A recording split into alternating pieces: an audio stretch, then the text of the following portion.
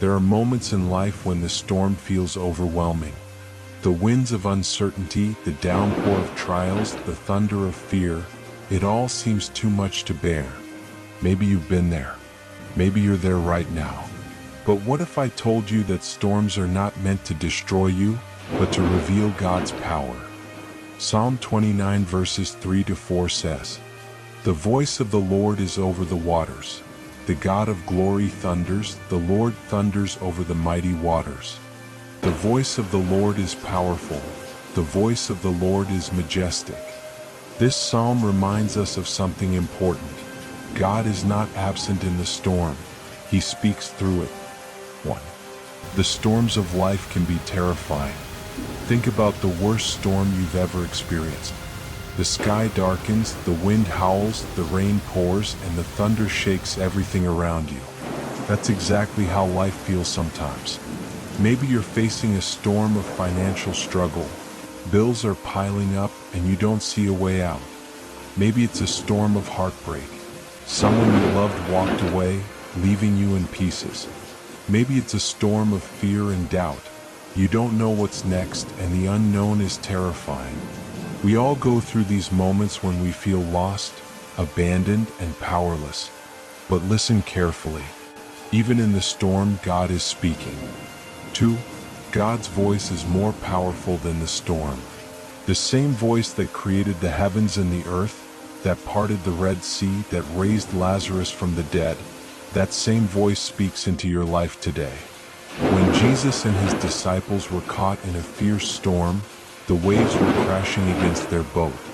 The disciples panicked, thinking they were going to die. But Jesus stood up and simply said, "Peace, be still." And immediately the storm obeyed him. Let that sink in. The storm obeyed him. If he has power over the sea, don't you think he has power over your situation? If he can command the wind and the waves, don't you think he can calm the storm in your heart? 3. What if the storm has a purpose? We often beg God to take the storm away. We want immediate relief, instant answers. But what if God isn't just trying to end the storm? What if he's trying to use it? Think about it. Noah had to endure 40 days of relentless rain before seeing God's promise. Joseph was betrayed, enslaved, and imprisoned before stepping into his destiny. David had to wait years between being anointed as king and actually wearing the crown. The disciples had to face a terrifying storm before witnessing Jesus' power over nature. Every storm in the Bible had a purpose, and so does yours. Could it be that God is preparing you for something greater? Could it be that he's building your faith, strengthening your character, or leading you to a breakthrough that you can't see yet? 4. How to stand firm in the storm. When the winds are strong and the rain won't stop, what should you do? 1. Listen for God's voice. In the middle of the storm, God is speaking. Through his word, through prayer, through moments of stillness, he is guiding you. Are you listening? 2. Trust his timing. God never arrives late. He doesn't forget his promises. He is always on time, even when we don't understand his ways. 3. Walk by faith, not by sight. If you focus only on the storm, you'll drown in fear.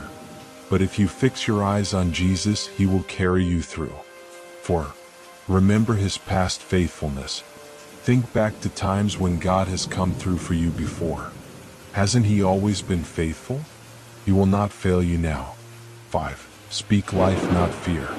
Instead of saying, "This storm will destroy me," say, "My God is greater than this storm." Instead of saying, "I don't know what to do," declare, "God is guiding me even when I can't see the way." 5. The storm will pass. No storm lasts forever. The clouds will break. The sun will shine again. But when this storm passes, will you come out stronger or will you be shaken? If you hold on to God, if you listen to his voice, you will walk out of this storm with a deeper faith, a stronger heart, and a greater testimony. Let this truth sink into your heart today. God's voice is more powerful than the storm. His love is deeper than the ocean. His presence is with you even now.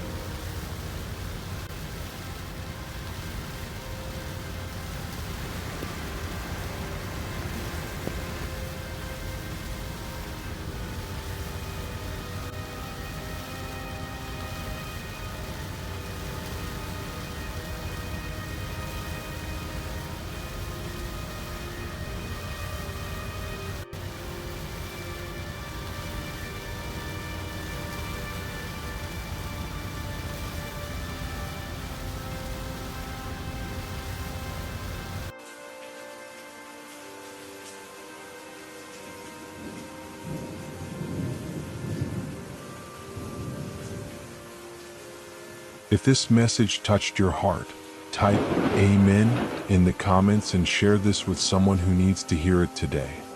Thank you for listening and for being part of this journey of faith. If this message blessed you, don't forget to like, subscribe, and turn on notifications so you never miss an encouraging word from God. May the Lord bless you, strengthen you, and fill your heart with His peace. See you in the next video.